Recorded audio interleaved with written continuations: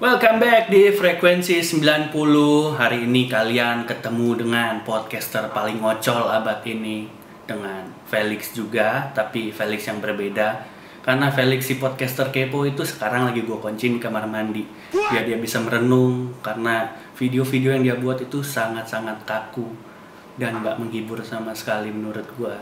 Jadi gue udah berkompromi sama dia buat bikin konten itu berbagi lah, maksudnya kita ada satu kali postingan dalam seminggu itu untuk yang serius-serius bolehlah dia bawain, tapi satu kali lagi yang dalam seminggu itu kasihlah kesempatan gue si ngocol ini buat menghibur kalian semua viewers sejati gue yang sedikit sekarang, tapi gue yakin akan bertambah banyak nantinya. Pasti itu akan terjadi kalau gue berusaha secara konsisten ya guys ya. Oke, jadi sebelum itu kita intro dulu. Salam ngocol. Jadi di section kali ini gue akan membawakan berita atau konspirasi atau juga teori atau juga banyak lah pokoknya. Tapi berita-berita ini cenderung gak penting, tapi gue pengen bikin ini terdengar dan terlihat penting buat kita semua.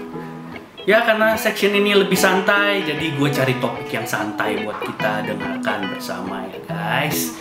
Topik hari ini berjudul Ayo apa? SpongeBob SquarePants. And konten kita hari ini bernama Welcome to the Dark Side. Jadi inilah dia cerita SpongeBob SquarePants di The Dark Side. A few moments later. SpongeBob SquarePants dikisahkan sebuah, bisa dibilang seekor, bukan ya, sebuah, karena bukan makhluk hidup tapi hanya bentuk animasi aja. Jadi sebuah busa kuning yang bernama Bob dan berbentuk kotak, makanya namanya SpongeBob SquarePants. Dia juga pakai celana, hidup di kota yang bernama Bikini Bottom.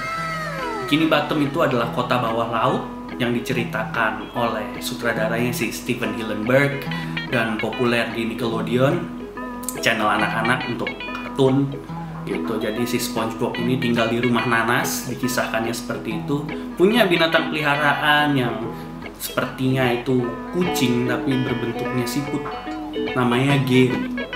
Dia miau-miau melulu padahal siput, jadi gue bilang aja siput kucing lah ya. Selain itu dia juga punya tetangga yang namanya Patrick Star, seekor bintang laut. Dan di tengah-tengah rumah mereka antara Patrick dan si SpongeBob ini ada tetangga lain yang bernama Squidward Tentacles. Ya cumi-cumi gurita lah pokoknya, itu namanya aja Tentacles. Nah si SpongeBob ini diceritakan memang dia orangnya periang, suka membantu orang, nggak banyak, bisa dibilang ya nggak banyak gaya, orangnya baik gitu. Kalau Patrick ini digambarkan orangnya ya agak-agak, maaf buat dikata ya, agak-agak bodoh gitu, karena mungkin ada kabelnya yang nggak kesambung sama otaknya. Ada episodenya itu yang dijelaskan seperti itu. Nah kalau si Squidward ini orangnya itu congkak, nggak mau banyak gaul sama orang, juga marah-marah terus. Sama SpongeBob juga benci banget, dia nggak mau diganggu. Juga dia ini bisa dibilang seniman, tapi seniman gagal karena main klarinet aja nggak bisa gitu. Tapi ya selalu latihan lah, bagusnya masih selalu latihan gitu. SpongeBob juga diceritakan kerja sebagai koki atau juru masak di restoran yang bernama The Krusty Krab. Krusty Krab ini mempunyai seorang bos yang bisa dibilang seekor kepiting, namanya adalah Mr. Krab. Di situ Mr. Krab digambarkan adalah seekor kepiting yang rakusnya untuk uang ya, maksudnya yang tamak, serakah, karena apa-apa semuanya dinilai tentang uang gitu. Semuanya uang lebih dari segalanya, itulah Mr. Krab. Tapi ya adalah bos yang baik untuk SpongeBob karena SpongeBob itu jago masak, jadi bisa dibilang SpongeBob adalah anak sayangannya. Dan Squidward juga sebenarnya bekerja di Krusty Krab itu sebagai kasir. Pas lah, orang begitu nggak bisa buat disuruh-suruh banyak karena males. Jadi kasir aja, cukup ngitungin duit, nggak kerja yang keras gitu. Selain itu di Bikini Bottom juga ada seekor tupai dari daratan Texas yang hidup di, bisa dibilang di Bikini Bottom juga, tapi rumahnya itu didesain khusus karena ya makhluk darat kan nggak bisa hidup di air, jadi tinggalnya itu bisa dibilang ada sistem khusus yang misahin antara air dan udara gitu. Di situ namanya adalah Sandy Chicks, si tupai maco padahal dia cewek. Nah, terus juga SpongeBob karakter lainnya, oh ya, karakter lainnya ada Plankton, si Plankton yang apa ya, bisa dibilang plankton gitu. Ya makhluk laut pun namanya plankton, tapi di sini namanya plankton juga. Plankton ini digambarkan adalah seekor plankton yang iri hati karena selalu ingin mencuri resep rahasia Krabby Patty itu sendiri, guys.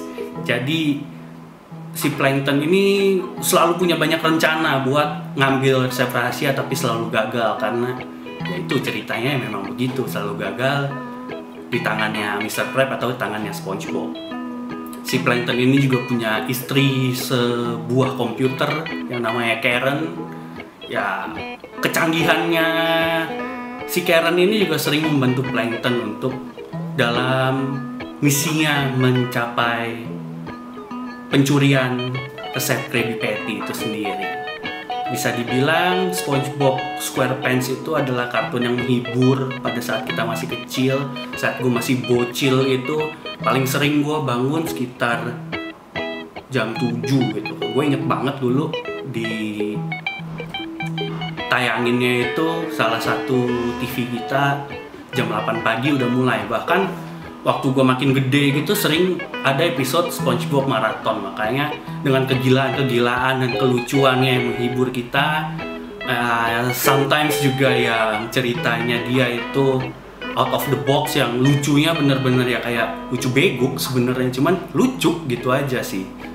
Nah, di situ dengan karakter-karakter yang kita miliki, mereka itu saling hidup berdampingan bersamaan dengan intrik-intrik dan episode yang bisa dibilang ada aja gitu lucunya. Di balik kelucuannya yang menghibur dan kebodohan-kebodohannya yang mengundang tawa buat kita semua, serial SpongeBob SquarePants ini juga sebenarnya menyimpan banyak teori atau dibilang misteri konspirasi di balik kelucuan-kelucuannya. Ya, kita mau bahas satu persatu nih, teori-teori apa aja yang gua dapet berdasarkan riset gua pribadi. Jadi, ini dia. A few moments later. Hal pertama yang gue dapatkan sesuai riset tentang teori konspirasinya serial SpongeBob SquarePants adalah tentang kotanya sendiri yang bernama Bikini Bottom, atau di dunia nyata disebut Bikini Atoll. Coba kita dengerin sekali lagi. Bikini Atoll. Nah, Bikini Atoll itu jadinya Bikini Bottom digambarkan sesuai yang membuat si serial SpongeBob ini adalah sebuah pulau yang melintang sekitar 1 juta mil persegi di utara Khatulistiwa. Sejak Perang Dunia Kedua, Amerika Serikat mendapatkan wewenang untuk membentuk pemerintahan di wilayah tersebut. Dan di antara 1946 sampai 1958, Amerika Serikat juga meledakkan sekitar 67 senjata nuklir di pulau ini, guys. Pada tahun 1946 lagi, maaf ya karena gue ini sambil baca karena sejarah, jadi gue gak mau sampai ada salah tahun-tahunnya. Oke, balik lagi. Jadi tahun 1946, pemerintah Amerika Serikat pun sebenarnya sudah memindahkan penduduk pulau tersebut ke pulau lainnya. Di Bikini Atoll tadi atau Bikini Bottom sesuai serial SpongeBob, ini bisa dibilang masih ada beberapa penduduk yang tinggal di sana setelah Amerika tadi meledakkan senjata nuklirnya, dan mereka bisa dibilang juga terkena radiasi dari senjata nuklir tersebut. Makanya ya sesuai yang kita lihat di serial SpongeBob, makanya bentuknya pada aneh-aneh, tapi kelakuan mereka itu bisa dibilang nggak sesuai dengan bentuknya. Tadi seperti gue bilang, Gary itu siput tapi miau-miau kayak kucing. Ya mungkin ini adalah salah satu gambaran, tapi ya bisa dibilang juga bukannya fakta ya, tapi sebuah teori konspirasi lah seperti itu. Jadi Ini hanyalah gambaran dari sang pembuat untuk mungkin bentuk protes terhadap negara Amerika yang suka meledakkan nuklir pada waktu itu. Jadi dibuatlah serial kartun ini. Berikutnya ada teori gila yang menggambarkan serial kartun SpongeBob sebagai perumpamaan atau metafor dari Perang Dunia Kedua. Di sini banyak pengamat yang bilang ada karakter yang namanya Squidward Tentacles. Dia adalah seorang seniman tapi gagal. Sifatnya juga dibilang mau menang sendiri, nggak mau kalah, cenderung seperti diktator. Atau di dunia nyata, kalau kita ingat kata-kata diktator itu pasti teringat dengan seseorang yang bernama siapa nih? Harus ada ya gambarnya di sini. Editor tolong gambarnya. Seorang Adolf Hitler. Dimana waktu itu Hitler adalah pemimpin Nazi pada Perang Dunia Kedua. Di sini tapi gue nggak mau ngebahas lebih tentang Hitlernya, tapi di sini hanya cocok loginya saja dari para pengamat ini. Ini juga bukan opini dari gue hanya mendapatkan ini dari internet.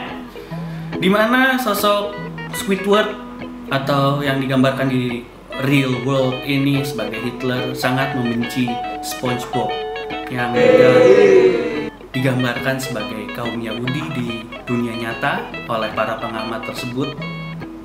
Jadi, nah disinilah letak perumpamaannya kenapa dibilang serial SpongeBob bisa mendapat teori seperti ini guys, gitu jadinya.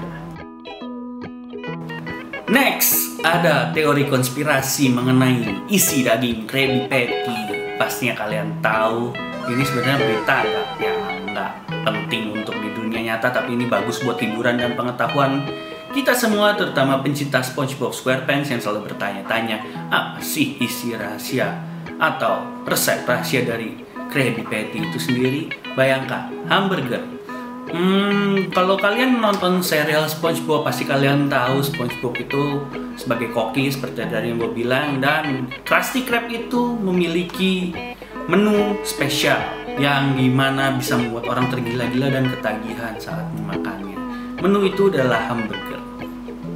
Hamburger itu kalau di dunia yang kita itu biasa dagingnya terbuat dari sapi atau ayam. Ada juga ikan sih, tapi kebanyakan kan trademarknya ya sapi. Itu like 80% itu sapi. Nah bayangin aja, sapi itu kan makhluk darat, nggak mungkin kan tinggal di laut. Pasti ngambang, dia mati lama-lama kalau tinggal di laut. Kan nggak bisa napas. Di sini isi daging Krabby Patty berarti disimpulkan adalah daging yang diambil dari makhluk laut. Nah, makhluk lautnya itu apa? Penasaran kan kalian? Gue sih udah hilang rasa penasarannya. Di sini makanya gue pengen jelasin. Kalau ada konspirasi teori yang bilang isi daging Krabby Patty itu adalah daging kepiting. Nah, kalau kepiting itu berarti digambarkan di serial SpongeBob adalah sosok Mr. Krab. Jadi bosnya yang punya usaha restoran itu sendiri bisa dibilang makan kaumnya sendiri, yaitu kepiting. Wadidaw, agak-agak absurd. Tapi ini ada buktinya karena pada episode 28 di season 3 ada episode yang berjudul namanya Malt Life Across the Sea. Ada scene-nya yang tambah menguatkan kalau daging Krabby Patty ini adalah daging kepiting, dimana di episode tadi Tuan Krab ini memakan Krabby Patty dan mengatakan, jadi seperti ini rasa dagingku. So that's what I taste like. Takut sekarang kalau ngeliat Mr. Krab. Gua nggak akan melihat Mr. Krab sebagai sosok Mr. Krab yang sama seperti sebelumnya. Jadi inilah teorinya. Kan kita juga bisa dibilang nggak pernah lihat kepiting lain kecuali Mr. Krab sama Mrs. Krab. Mrs. Krab itu kan orang tuanya atau ibunya si Mr. Krab. Nah sekarang bisa juga dibilang ini teori yang menguatkan kalau memang Krabby Patty dibuat dari daging kepiting, karena kita nggak pernah ngelihat kepiting lain di Bikini Bottom kecuali ada Larry tapi itu lobster bukannya kepiting, makanya itu jadi teorinya tentang si Krabby Patty sendiri. A few moments later. Teori yang keempat, di sini ada teori yang gue sendiri kurang interested atau tertarik untuk menjelaskan kepada kalian karena ini gak berlawanan sama gue, tapi ya gue bacakan aja ya. Di sini ada teori dari pengamat yang bilang SpongeBob itu dianggap adanya penggambaran dari kaum homoseksual atau kaum penyuka sesama jenis.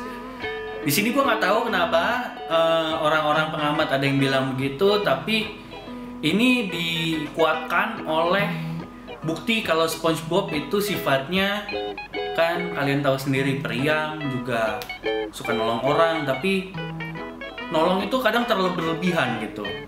Jadi nggak semua orang suka, bahkan Squidward aja kan annoyed atau terganggu oleh perilakunya SpongeBob terhadapnya.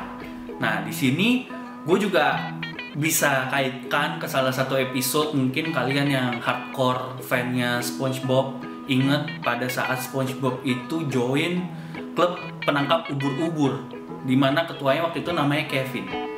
Nah di situ saking pengen joinnya si SpongeBob ini benar-benar ngedeketin Kevin itu sampai kayak pengen dianggap banget gitu. Nah Kevin ini kan laki, nah, SpongeBob juga laki, nggak sepantasnya kalau laki menunjukkan bisa dibilang behavior atau kelakuan seperti itu terhadap laki-laki lainnya. Memang kita menunjukkan empati atau sikap baik, welcome kepada orang, tapi ya nggak segitunya. Kalian mungkin boleh nonton dan mungkin kalian yang ingat dengan episode itu pasti tahu apa yang gue maksud dan gue kaitkan kenapa SpongeBob itu dianggap sebagai gambaran kaum homoseksual. Teori yang terakhir, teori yang tentunya kalian sering temukan di Google, paling gampang juga untuk dicari dan sering dibahas oleh para YouTuber dalam negeri maupun luar negeri. Ini dimana serial kartun SpongeBob dikaitkan dengan Seven Deadly Sins. Seven Deadly Sins ini mempunyai beberapa poin. Yang pertama adalah poin kemalasan, yang kedua adalah kerakusan, iri hati, kesombongan, kemarahan, nafsuan, dan keserakahan. Nah, di sini poin-poin tersebut ada 7 dan kalian bisa kaitkan dengan karakter-karakter yang ada di SpongeBob SquarePants ini. Pertama adalah kemalasan. Kalau kemalasan ini sendiri pasti kalian sering temui di pribadinya bintang laut paling imut sebikini bottom, yaitu Patrick Star, dimana dia bisa tidur di dalam batunya itu mungkin 7 hari 7 malam, 30 hari 30 malam, gue juga nggak tahu. Pokoknya orang ini malas banget diceritakannya. Ya walaupun orangnya baik gitu, juga setia kawan terhadap SpongeBob sehidup semati, tapi ya orang ini nggak bisa dipungkiri kalau memang pribadinya malas. Yang kedua ada Gary, dimana kita bisa kaitkan Gary si siput kucing ini sebagai pribadi yang rakus. Karena gue sering lihat di serialnya SpongeBob, Gary ini sering sarapan bareng sama SpongeBob sebelum SpongeBob pergi kerja. Jadi Gary dapat 1 scoop makanan gede dan SpongeBob juga menyiapkan makanan untuk dirinya. Dimana kalau kita lihat SpongeBob makan 1 sendok per 1 sendok per 1 sendok, melainkan kalau Gary ini makan langsung 1 lahap habis semua makanan, guys. Berikutnya ada makhluk mini di Bikini Bottom yang bernama Mr. Plankton. Dia memiliki restoran juga di sebelahnya Krusty Krab milik Mr. Krab. Restorannya si Plankton ini bernama Jam Bucket. Nah di sini kenapa Plankton bisa dibilang selaku pribadi yang iri hati kalau kita kaitkan ke Seven Deadly Sins ini. Plankton ini selalu iri terhadap kesuksesannya Mr. Krab yang memiliki banyak customer, makanannya enak, dan memiliki anak buah yang bisa diandalkan, termasuk si SpongeBob SquarePants ini. Karena masakannya SpongeBob enak dan dia nggak bisa menyajikan makanan enak begitu, guys. Di sini Plankton pernah menghijack dan brainwash si SpongeBob untuk kerja under Plankton. Nah, di sini bisa dibilang adalah salah satu bukti nyata kalau si Plankton ini adalah pribadi yang selalu iri hati terhadap kesuksesannya si Mr. Krab. Lalu ada tupai gaul yang berasal dari daratan Texas, Amerika yang bernama Sandy Cheeks. Di sini Sandy Cheeks kita sering lihat dia adalah tupai yang baik hati sebenarnya, juga bisa bergaul lah dengan makhluk-makhluk laut. Tapi satu kejelekannya Sandy yang bisa kita kaitkan juga Seven Deadly Sins adalah Sandy sebagai pribadi yang sombong, tukang pamer. Dia sering memang bikin kayak penemuan-penemuan yang makhluk di sana nggak bisa bikin gitu. Nah, dia selalu memamerkannya terhadap orang-orang di sana termasuk SpongeBob. Dan dengan bangganya dan sombongnya, ya Sandy ini memang selalu cerita updated gitu loh. Setiap kali apa dia habis bikin langsung dipamerinnya ke orang-orang di sana. Bahkan dia pernah menantang makhluk laut untuk hidup di darat, saking dia sombongnya itu. Sombong amat. Last but not least, ada SpongeBob SquarePants sendiri yang digambarkan sebagai pribadi yang bisa dibilang nafsuan kalau kita kaitkan ke Seven Deadly Sins ini. Kenapa nafsuan? Karena dari serial SpongeBob ini kita melihat si busa kuning ini memang sering menunjukkan hal-hal yang berlebihan untuk mengekspresikan cintanya terhadap orang-orang di sekitarnya. Jadi ya gue juga nggak tahu kenapa, tapi ya inilah riset yang gue dapatkan begitu guys. Jadi sampai sini aja cerita gue hari ini. Cukup waktu gue untuk menemani kalian sebelum si podcaster kepo itu ngamuk kelamaan gue kuncing di kamar mandi.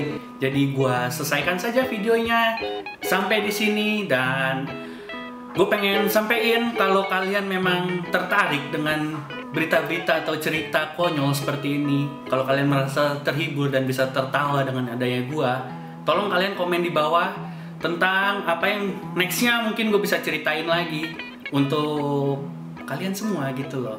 Jadi ya, thank you for watching and see you on the next video. Bye-bye.